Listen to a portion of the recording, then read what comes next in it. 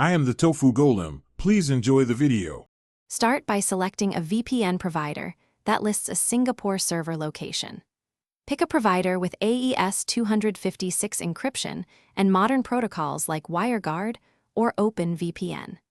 Confirm the provider supports port 443 or port 51820 for better compatibility and firewall traversal. Check the privacy policy to ensure a no-logs commitment and jurisdiction outside intrusive surveillance alliances.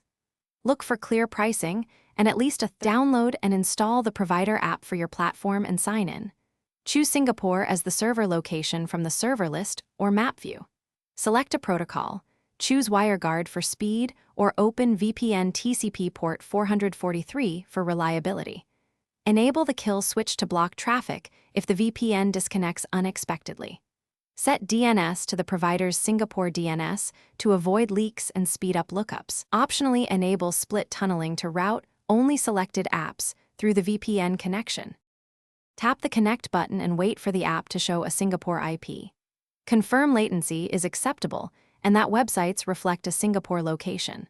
If the connection fails, switch protocols between WireGuard and OpenVPN TCP port 443 and retry. Restart the app or device if problems persist and clear cached network settings.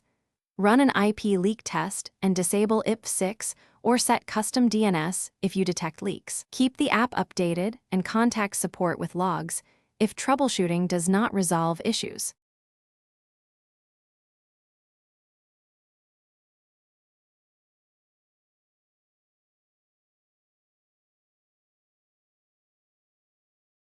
Thanks for watching.